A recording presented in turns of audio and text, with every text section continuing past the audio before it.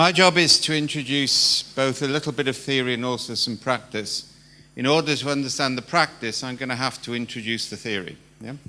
I also intend to kill a few sacred cows along the route. And some of the sacred cows aren't even suitable for meat. They actually need burning like they've got mad cow disease. But I'll come to that right at the actual end, all right? If anybody's offended by any of this, I don't apologize. Come and see me afterwards, all right? The first, I want to start off with this slide. There's a huge amount of work in Agile. You see this in a lot of the sort of training and certification courses, which really focuses on making people happy campers, all right, to use a British phrase. You know, there's this belief that if only people are well motivated, well led, and well resourced, and everybody's happy and aligned, that somehow or other magically it will solve everything, right? Now, the point of this slide is to say, guys, the context is all important. You can be the most motivated and happy person out, but most people are when they try and climb Everest, and a significant amount die in the process, right? So it's not sufficient to talk about motivation. Right? So the title slide on this, I'm sorry about this, I'm a South Walian. I can't sit in a hall named after Margaret Thatcher and not make some reference to this, all right? So kind of like, just to give you the title of the talk, yeah? I'm talking about complexity, context, and collaboration, right? Now, there's a lot of C words going to come out as we go through this, and yeah, the context of that slide is in South Wales, she destroyed our entire society, and we ain't going to forget it anytime soon, right? So I can't not be in a hall named after her and not say that. But let's get on to the content. 3 C words to start off with, right? Effectively, constraints, coherence, and context. Now, one of the key concepts here is the concept from mathematics about fractal representation. A lot of misuse is made of fractals. I'm using them in a very specific context. You actually need to have the same source data creating different representations at different levels. The way that users see the world, the way that strategists see the world, the way that developers see the world is different. But if you have a linear process, which is what we currently have, the translation problems between each stage have major problems. Yeah? As we translate from unarticulated needs into user requirement specification, into release code, into backlog, we have a huge amount lost in the translation, and we lose the initial coherence. So I'm going to come on in a minute or two to talk about some of the work we're doing, which is not using storytelling. And sorry, I don't buy the concept of storytelling or epics. What you actually want is the fragmented narrative-based observations of people's day-to-day lives.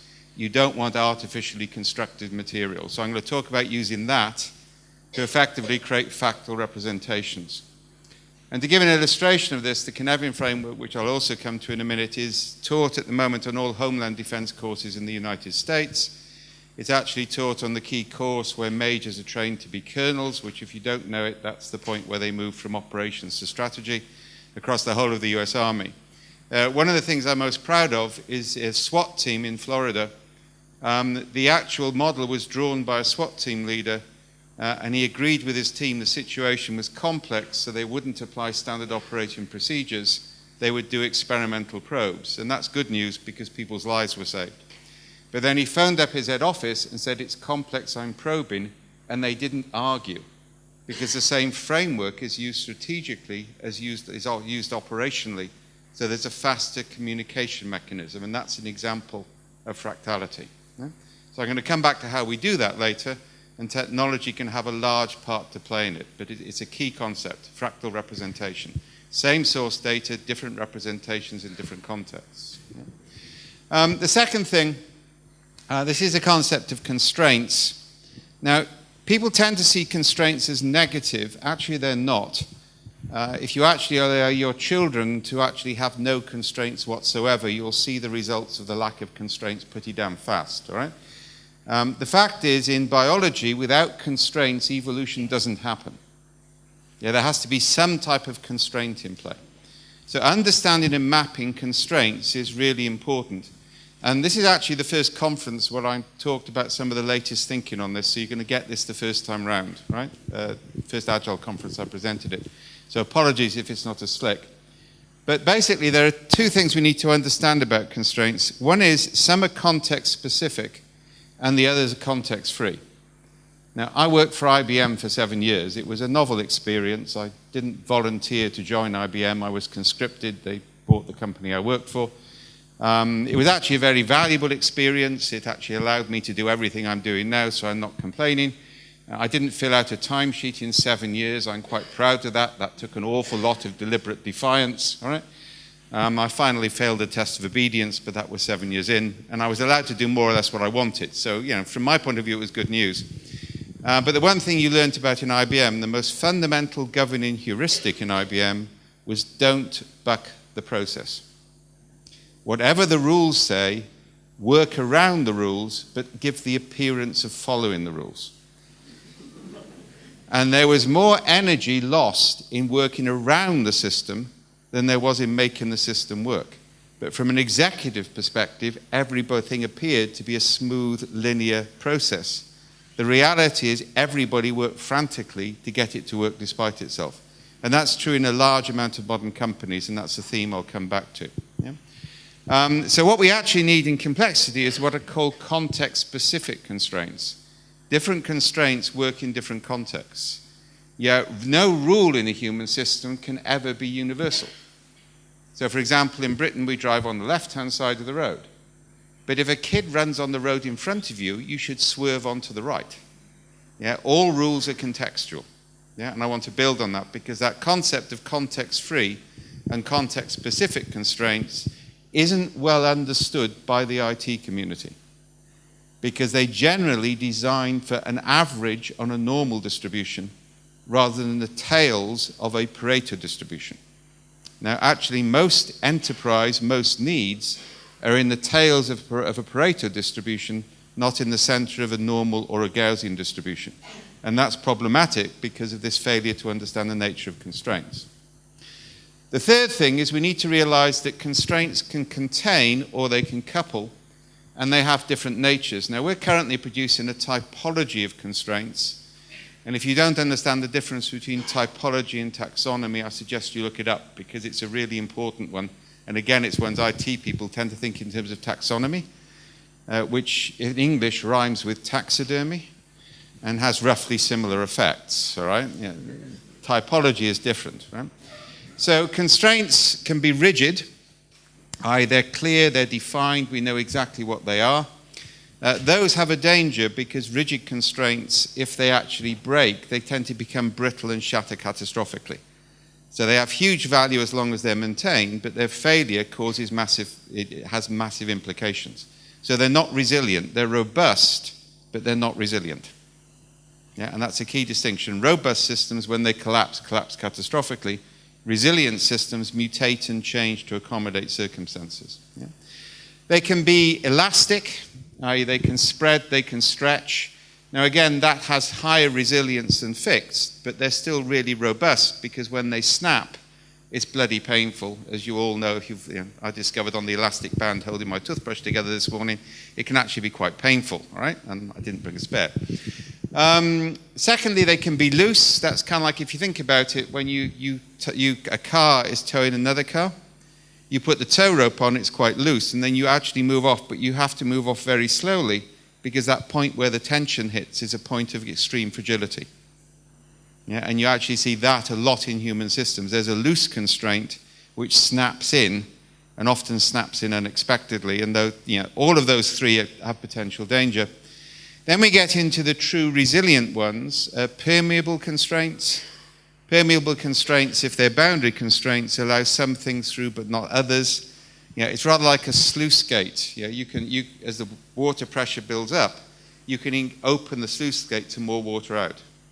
Or the thing we're now doing on the south coast of England, we're getting rid of seawalls because seawalls are rigid but brittle, and we're allowing salt marshes to redevelop because salt marshes absorb surge flooding more. They're permeable in that sort of sense. Yeah? And then the really interesting ones, constraints which are constantly mutating in practice. There's no stability whatsoever. This is actually what Taleb means when he talks about anti-fragile. And Taleb really needs to start to realize he's part of a body of knowledge rather than something completely unique, all right?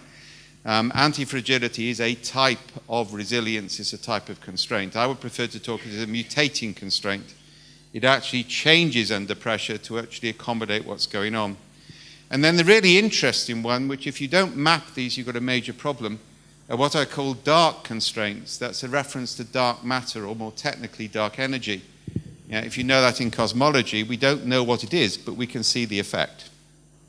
And you see an awful lot of these in human systems. It's things like taboo and ritual, for example. But also you find socially evolved roles. So I'm going to spend a bit of time on this one because it's important. British hospitals used to have a senior nurse who was called the matron. And the social process by which the matron was created is kind of like young girls left school at 15 or 16. This is going back to the 50s or 60s. They would become trainee nurses. They would deal with actual washing patients and with the dirty stuff.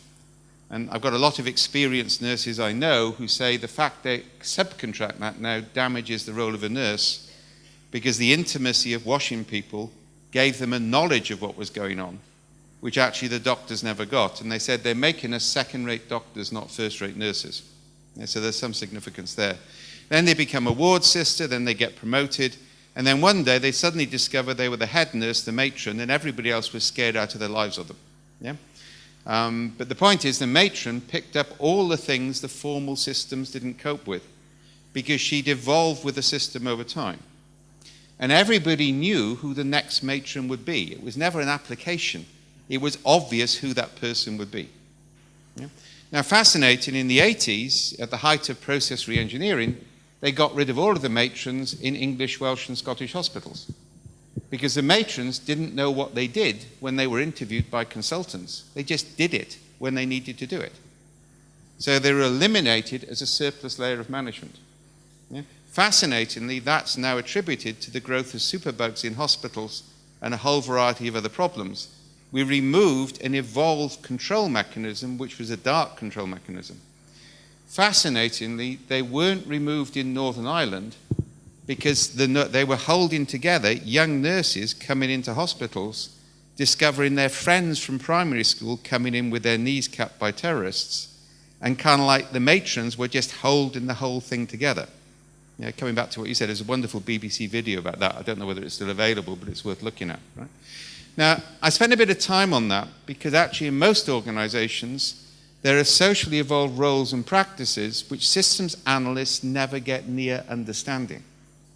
And that's one of the major factors and one of the major problems in defining user needs, that users don't know what they want until you give them something, then they want something different. I mean, that's always been true in IT. But the other thing is they can't articulate something because they only know that they need it in a very specific context.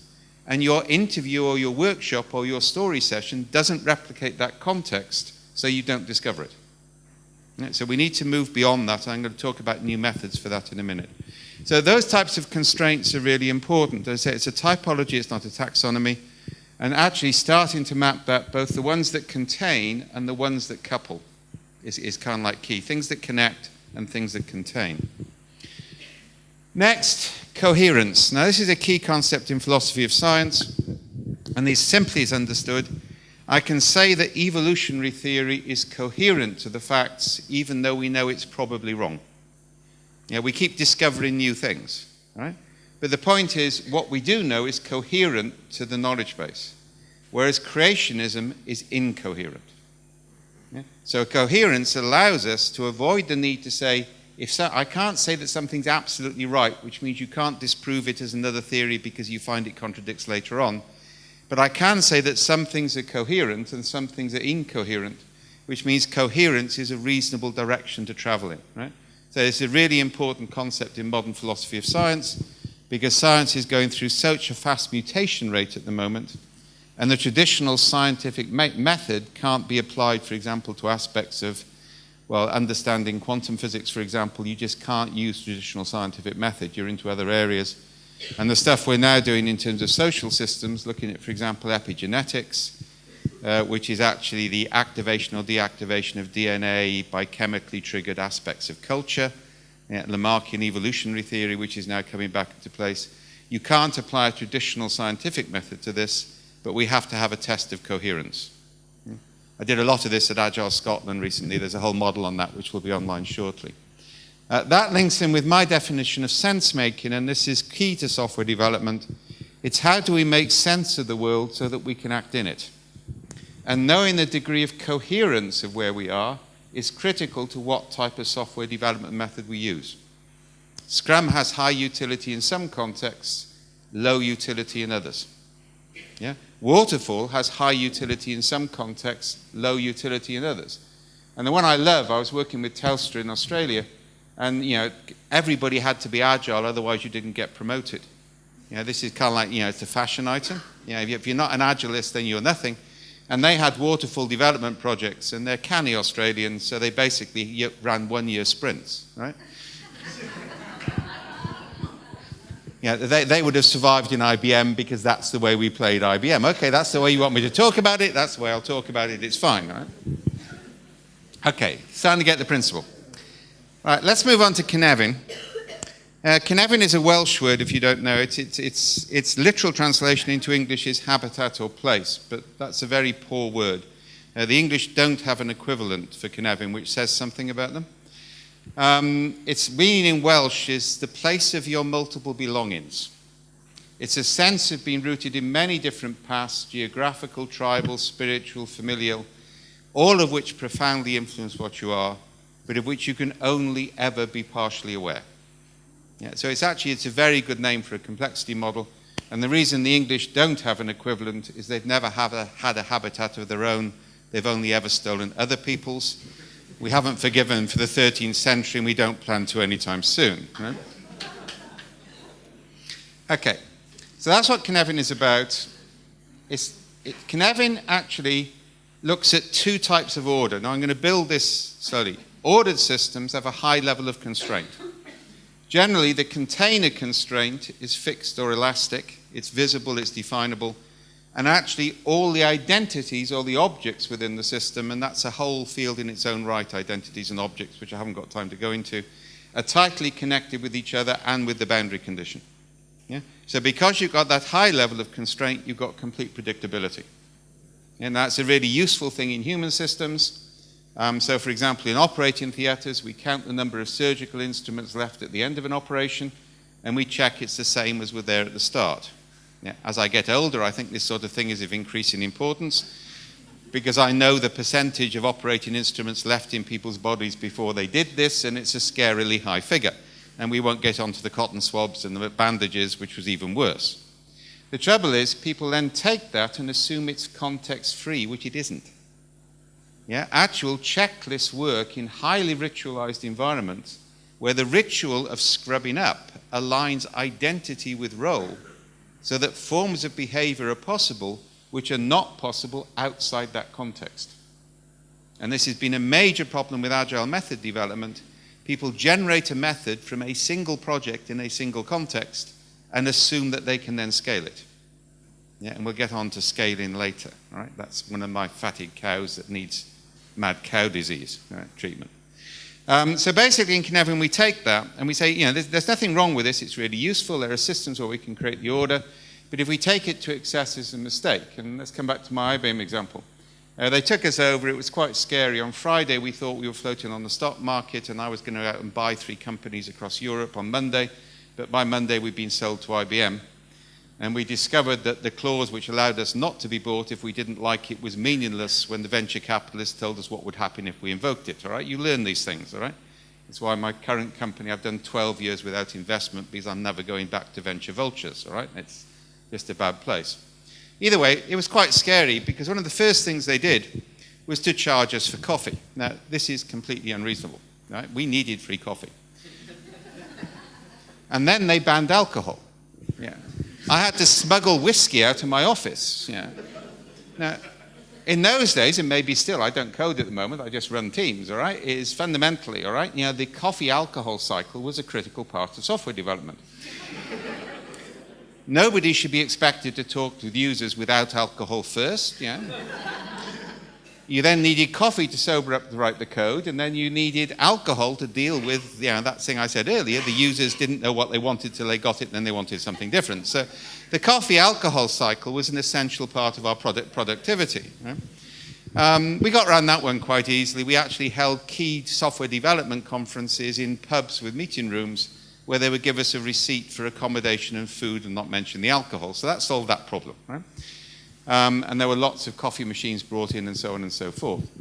Then it got really ridiculous. They told us, and at this point, remember, I'm a C-level executive, or I'm running big projects, right? And I'm told I can't buy food for my staff, yeah, if I want to keep them awake at night, because buying food for staff is no longer good practice. Now, by this time, we'd learned that you don't fight with bureaucrats by arguing on the basis of logic, rhyme, or reason. It won't work. One of the advantages about having a philosophy degree is we're taught Socratic technique, and this is the only thing which might work, is you ask them questions which move them into contradictions so that they will change themselves. This is about the only way you can do it. So I remember sitting down with them and saying, look, what do I do at 3 o'clock in the morning where I've got a team I've got to keep awake because, this was actually when we were doing 999 calls for Mercury services, all right? And if we don't get the system live at 9 o'clock, we suffer $1 million penalty clauses and I've got to keep them awake. And all I can do is buy them pizza and Coke. What do I do? And they looked a bit confused, and I suddenly realized they might have got it wrong. And I said, we did mean the drink, just to be clear on this, because they were prepared to believe anything of us by this stage, right? And they said, okay, you can do that, but you have to get vice presidential approval 48 hours in advance. Now, at this point, we said, oh, that's a really good idea, all right? We wouldn't have thought of that for ourselves, all right? And you're now discovering that irony and sarcasm are deadly weapons in dealing with IBM executives and can be turned off and on with HTML code in side chats during conference calls. We did a lot of that, all right? What do we do on the very rare occasion where we don't get 48 hours notice of a crisis? And then they said, country general manager approval after the event. Now, we know that that is saying yes in a way which means no. Your expenses will disappear into the South Bank. They'll never be signed. If you complain about it, your name will appear on the wrong sorts of lists. So the practice emerged, I hasten to add, with people who friends of mine told me about, I would never do this, you understand, of over-tipping London taxi drivers using the blank receipt to actually put in an illegal claim for food and coffee, all right? Let's get this right. Basically getting your staff to sign off they received the said food so that you could be proved later, and you basically put in the taxi receipt and took a bus instead. Yeah? Now, I gave that as an example at the Scrum Alliance conference in Berlin a year or so ago. 3 people from IBM ran up to me afterwards and said, we're still doing that, did you invent it? And this is 15 years later. Yeah? The excessive imposition of order produces massive inefficiency while giving the appearance of efficiency. And by the way, the software industry is not exempt from that. Anybody actually put in an ERP system? Yeah, anybody tried to pay a small supplier after you put in an ERP system? The cycle time for updating an ERP system now is longer than the cycle time of change in most markets. Yet the speed of change in finance is now faster in market terms than the ability for software to respond, because we've assumed an ordered approach to requirements definition and implementation, and we got a system which is too coarsely grained, it's too chunked, to actually have that resilience, adaptability. So order has value, but within boundaries. And the difference between obvious and complicated is the difference between everybody can see what it is and they accept it, and we have to do analysis or bring in expertise. It's a key difference. We then get chaotic systems. Now, to be clear, there's no agreement in the literature on the right language here. So some people will use complex while I use chaotic and vice versa. It's a new field. The language hasn't yet stabilized. So don't get hung up on it. Just look at the definitions. Yeah? I'm using chaos in the sense of a system without meaningful, manageable constraints, which means it's not contained or it's not connected. Now, when I say it's not contained, that's a bit ambiguous. If you fall into chaos, which you can do through excessive order, it never lasts for long. Yeah, a lot of people get this wrong when they use Cynefin. They assume it's a permanent state. It isn't. It's a transitionary state. Yeah, because some sort of connectivity or constraint will happen quite quickly. Yeah? Used deliberately, it's a space for innovation, but then you've got to contain it. It's rather like nuclear fission. the energy required for the magnetic fields to contain the plasma is higher than the energy value we get out of it, but it still sometimes has utility. The other thing we use it for is for actually a method called distributed decision support, which is where literally we get thousands of people to interpret something in real time, and we look at the landscape of their interpretation. We deliberately prevent any connectivity in order to get objectivity, but I'm going to come back to that with an illustration in a minute. So chaos has value, provided you understand that you're dealing with lack of constraint in its energy consumption. Then you get complex adaptive systems. Complex adaptive systems are ones which have the type of constraint is always context-free, or it's sometimes known as an enabling constraint. Generally, any container will be permeable or dark, and very few of the connections will be other than permeable, dark, or things are loosely connected, but they can form and reform very quickly. The way we sometimes describe this as a metaphor, and I haven't got time to do the children's party story, but you can look that up online. Basically, if I have magnets around a flat surface, and on the flat surface, which for the pedants amongst you has a high coefficient of resistance, I know there are engineers in the audience and they may get worried about this, so just to prove I do know the physics, all right? On the flat surface, there are flat cast iron discs. If all of the magnets keep the same polarity and strength, the discs will form a stable pattern. If I change one of the magnets, the discs will change in a predictable and repeatable way. If I change 2, I can model it. If I change 3, if I change 4, it becomes unmodelable. It's kind of like a variation of the three-body problem in physics. It just becomes impossible. Now, interestingly, in systems thinking, which has dominated the last 30 years and dominates most agile thinking, those are called drivers. And you'll see people, what are the drivers of human behavior? What are the drivers of, right?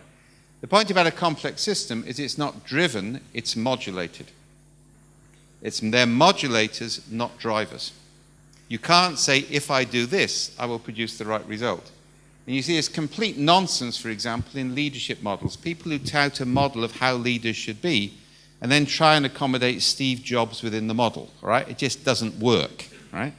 The only thing you can say about leaders is they tend to be authentic to some theory of action. But there isn't any behavioral characteristic universal to leadership, because, of course, leadership is strictly contextual, in many ways. Okay? So think about a complex system like that. It's modulated. But now think about computer games or those games where you go in the park where you've got multiple variants. The more modulators you can change in real time, the more you can influence what the pattern looks like. Provided, and this is key, you've got a real-time feedback loop. You can no longer afford to have a linear process with mediating layers of interpretation. You've got to have a real-time link between the decision maker and the raw data, otherwise the system can't be managed. If you don't know the origin of the word manage in English, it comes from the Italian, and I can't pronounce it, so I really apologize to Italians here. I've never managed it. It's menagore. Somebody can correct me on that. It's the ability to ride a horse in dressage. So it comes from that. It then gets corrupted by the French. Many things have been corrupted by the French. Not as many as been corrupted by the English, but many things, all right? Into household management. And actually, we need to think, you manage an ordered system like you manage a household budget. You manage a complex system like you ride a horse. It's different forms of management, and that actual understanding is actually quite critical to the way this works. Okay, so that allows us to make two things we can say about a complex system. We can map propensities and we can map dispositions. So a complex system at any stage, remember the magnets and the thing, has a dispositional state in which I can make accurate statements about the probability of certain things being more or less likely, but I can never make predictive statements. I can make probability statements, but not predictive statements, and that's really important to understand. But also, a complex system has propensities. Those are things which appear to be stable, but I don't know why they're stable. So it's rather like if you knew nothing whatsoever about gambling, you went into a gambling hall and you saw the roulette wheel land on red for 50 reds, and you assume that's a repeating pattern, and you bet your life on it. That's called a propensity. And again, nearly every agile method I know has been based on case-based approaches where they've studied propensities without knowledge of why, and that's why they don't scale. Yeah, empiricism doesn't work under conditions of uncertainty as a way of creating methods. It just doesn't work. Doesn't mean you can't learn from things, but it doesn't work. So in order to understand how to do that, I need to introduce a nice, interesting concept from science. If you don't know about it, know this: cave painting comes before language in human evolution. It's kind of like an accident, right? But it's really useful. So if you look at ape languages or Cretaceous languages, they name things, so they have a Dunbar's number equivalent for their species limitation. If we'd gone down that route, it would have been about 150. We wouldn't have more than 150 terms for something. Because our language came from abstractions, from art, we have the huge sophistication we have. And the evolutionary argument for this is abstraction allows us to make novel connections. Effectively, abstraction is a way of making all constraints dark so that things can form and reform in radically different ways very quickly. We are a hugely adaptive species. I have lost count of the number of ways I have learned. I'm 63 years old now, about to be, all right? Yeah, and I've been drinking since the age of 14 because my mother had a baldness gene, so I could get into pubs early, all right? It was one advantage of it. I've lost count of the number of the ways I have repurposed things to open beer bottles late at night under conditions of need, right? We are really very, very good at this, all right, of radical repurposing. Yeah, in fact, the whole of the software industry, for example, starts when IBM repurposed sewing cards, control cards for sewing machines to create operating systems. Yeah, and they actually have never broken away from that, and neither has Microsoft, but that's another opinion. Right? So abstract is key. The other thing is cognitive load. If you run a focus group or a workshop, sorry guys, it's biased by the facilitator within 15 minutes. And the more enthusiastic the facilitator is, the faster it happens. Yeah? We actually did a lot of our method development where we facilitated in English, but people spoke in Danish, so that the facilitator couldn't influence the content in any way whatsoever. And actually that's been a very rigorous aspect of our method development when you have to have workshops. Questionnaires, people know what the right answer is. You've all done an employee satisfaction survey? You know what answer they want. Yeah? So questionnaires don't work. If you're an expert and you interview people, after you've run 2 or 3 interviews, your brain forms a subconscious hypothesis, and you only literally hear things that match that hypothesis thereafter. Start to see why we have a problem with systems analysis and epics and story capture mechanisms. Yeah, it's not that they're wrong, but they're very, very partial. Yeah, and that's actually a major issue. So the thing we developed and ultimately patented is a concept called high abstraction metadata. So this is an example. This is from stuff we do on knowledge mapping. And by the way, mapping decisions is a more effective method than defining a system. Now, I'm going to build on this. What we actually do is we get everybody in the organization or a representative sample, every time they make a decision, to record the decision as a picture, a voice, or text, or any combination of that, describe the information flows around the decision, and then actually interpret the decision. This is one of the high abstraction metadata structures. When people made that decision, did they act intuitively, analyze it logically, or make decisions based on principles? Now notice 3 positive qualities. You don't know what the right answer is, and that forces a cognitive load.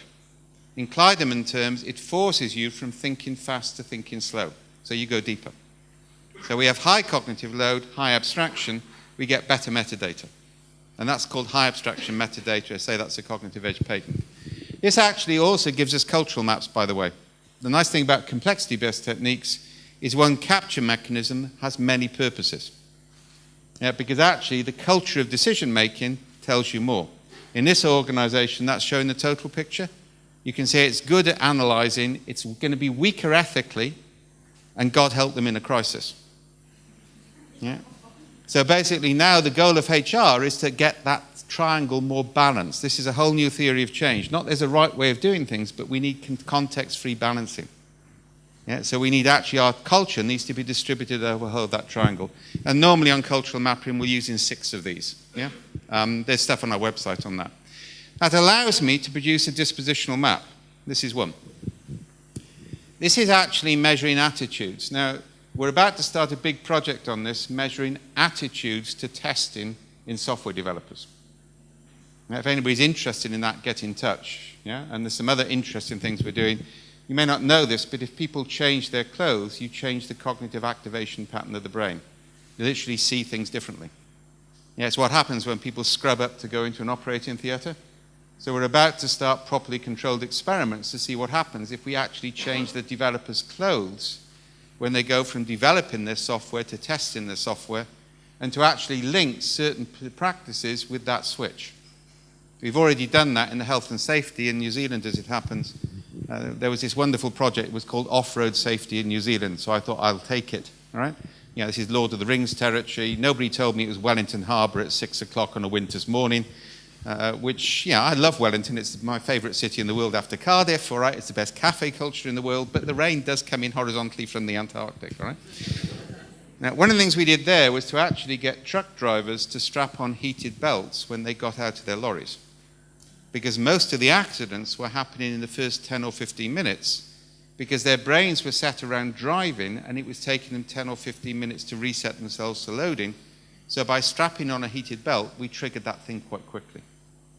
Yeah, so there's a whole body of this is a sort of science-informed process. So this is a dispositional map.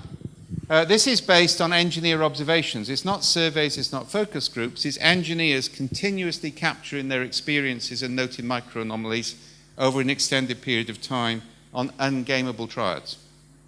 This then is a probability distribution. The left is civilian manufacture, the right is military manufacture. Yeah? The vertical dimension is de facto rule compliance, the horizontal dimension is de facto job completion. Now, you now see another principle of sense making, two key ones. If you can't draw a framework on the back of a table napkin from memory, it ain't a sense-making framework, it's a money-making device. Yeah? And if actually the visualizations don't tell you what to do without much training, it's not a sense-making framework either. This does. You can see in civilian manufacture there are two mutually incompatible states. You either get the job done or you follow the rules. All the questionnaires say they're doing both. In military, this looks more attractive. And then you discover that's all nuclear weapons testing, which kind of like creates a context of rule compliance and job completion because of imminent threat. Yeah? You've got the same pattern, get the job done, ignore the rules, and then you've got this, we've had enough, we've measured too much. Scarily, we're finding this model in British hospitals based on nurses' day-to-day observations. In a crisis, they're brilliant. On a day-to-day basis, they actually have to break the rules to provide empathetic care, and a huge amount of them have just given up, doing what they need to do to survive, because we got an ordered system. The average British hospital has over 500 outcome-based targets.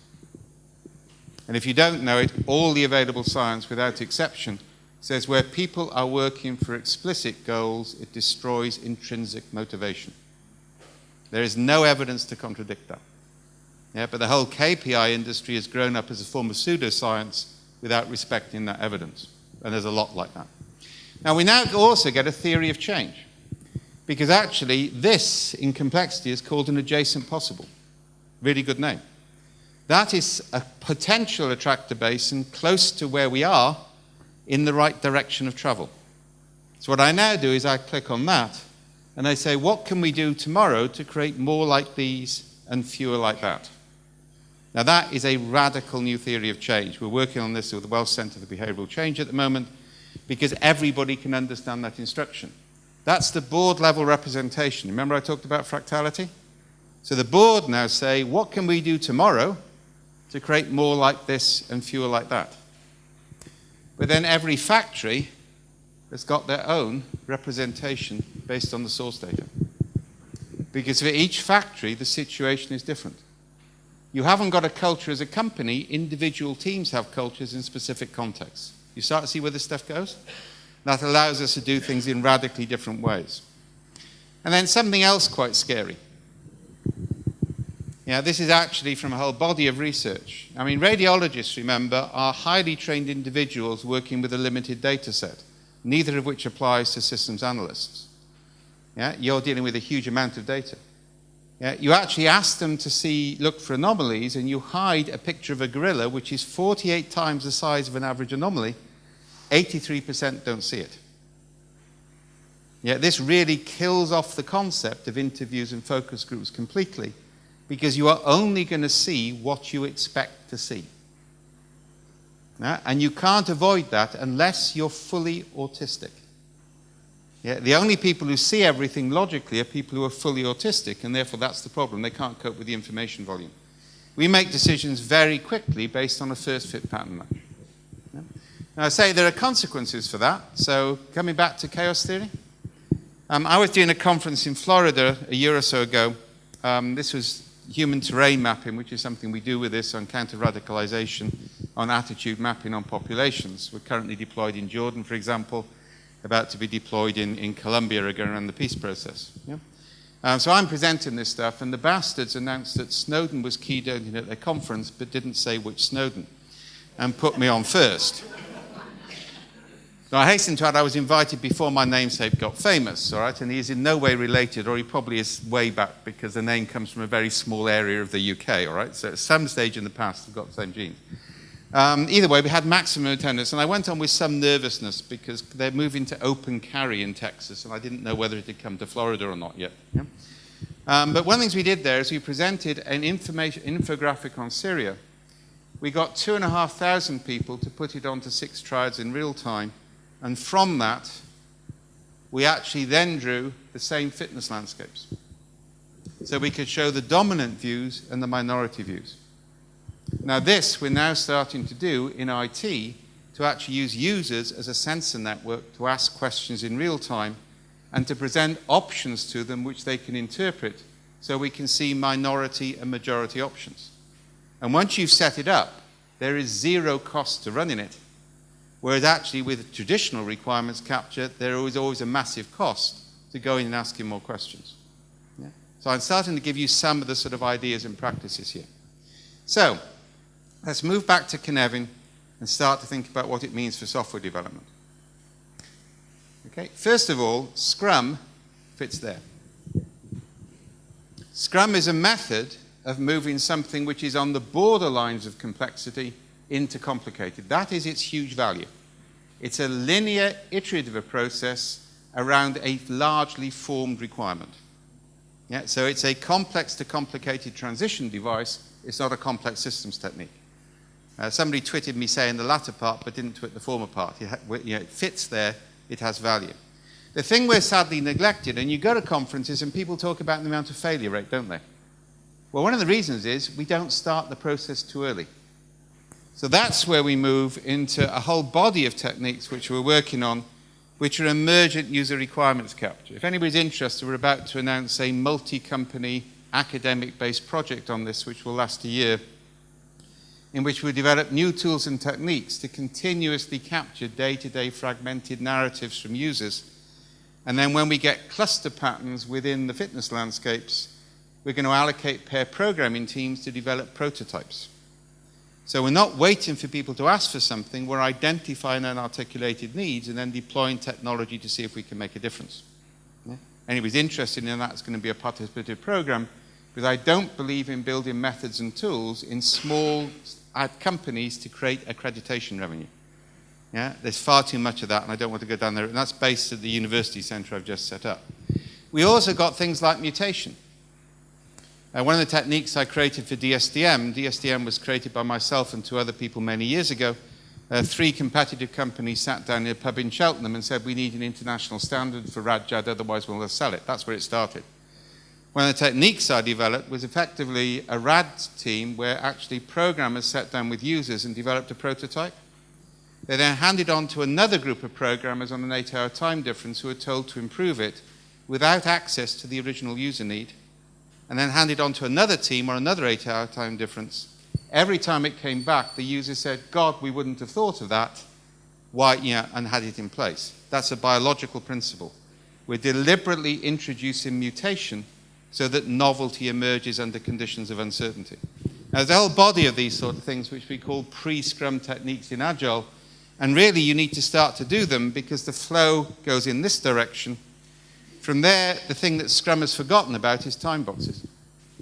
I mean, time boxes are a hugely valuable technique. You have a guaranteed endpoint delivery, you vary resource or vary delivery. The idea everything should be combined to a 2-week sprint is a limited, it's a limited type of time box. So bringing back in time boxes would actually make Scrum better, because Scrum has been stretched to apply in circumstances it wouldn't. And then we've also got Waterfall, which is down there. Now, another project, we're about to launch a major project in January, again, multiple participative university-based, to create a new release of Prince 2 in 2020 based on complexity theory. Again, that's going to be, I think we're going to charge $50,000 per year for companies to participate for 2 years, in return for which they get free access to the tools. So that's actually quite a good deal if you think about it, all right? Compared with normal license fees. And what that is going to include is something we developed for counterterrorism, which is called anticipatory alerts, which is basically where you trigger, based on training data sets, an alert that something might be going wrong rather than rely on self-reporting, which is one of the ways we use chaos. So effectively, to legitimize different tools and techniques within a formal method framework for overall project management. So some techniques work in different contexts, some are plain wrong, and quite a few are quite simply pyramid selling schemes. One of the things, the problems, you can't actually do a 5-day course and then be qualified to do a 3-day course, provided you pay a royalty to the method creator. That sort of thing is going to destroy Agile if we don't stop it. All right? Because there's more money made on training and accreditation by snake oil salesmen and charlatans than there is made on software development and code. And part of what I tried to give you here is some of the science to underpin how we can move the movement forwards. And it's not going to be moved forwards by these very proprietary, idealistic techniques. Thank you very much for your time.